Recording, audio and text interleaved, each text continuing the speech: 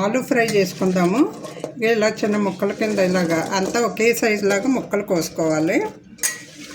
వేపుకుందాము. కొంచెం ఆయిల్ కొద్దిగా ఎక్కువే పడుతుంది. ఏ ఫ్రైకైనా కొంచెం ఆయిల్ ఎక్కువే పడుతుంది.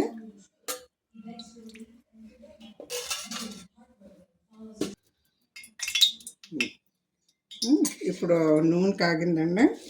కొంచెం ముక్కలు వేపుకుందాము. ముందే నీళ్ళు శుభ్రంగా వంచి పెట్టుకోవాలండి, తడి లేకుండాను. చేస్తున్నాము.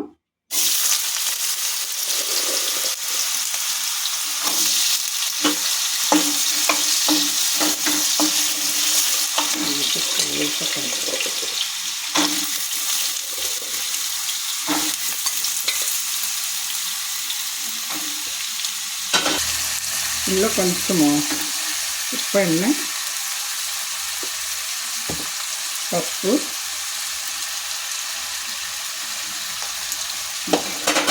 వేగాలండి. ఇంకా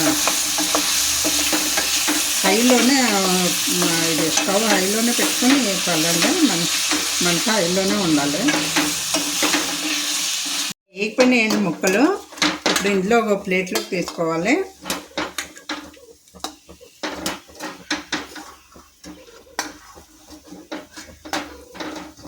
పొయ్యి అంటించి మూకుడు పెట్టుకొని ఇందులో కొంచెం ఆయిల్ వేసుకోవాలి. కొద్దిగా అయితే సరిపోతుంది.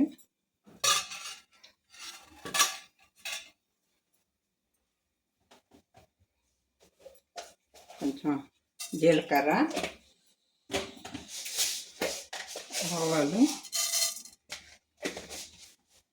వేసుకోవాలి.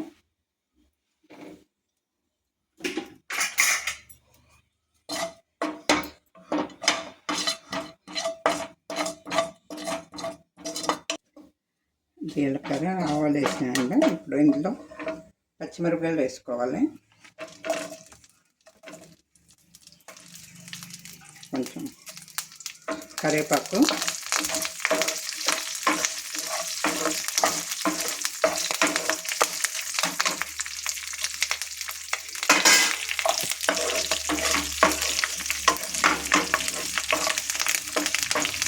లైట్గా కొంచెం ఉప్పు వేసుకుందామండి ఈ మిరపకాయలకు మటుకు.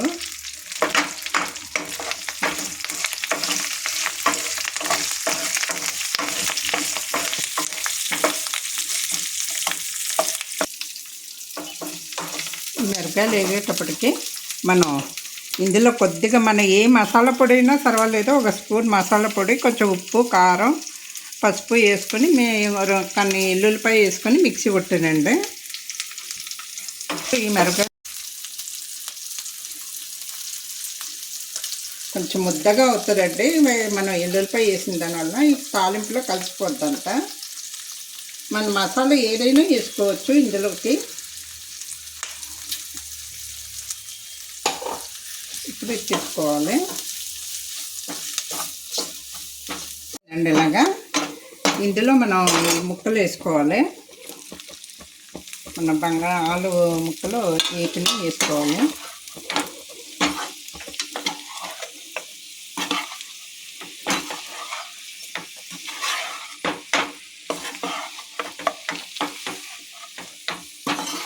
ఇది వేగిపోయిందండి. ఇంకా స్టవ్ కట్టేద్దాము.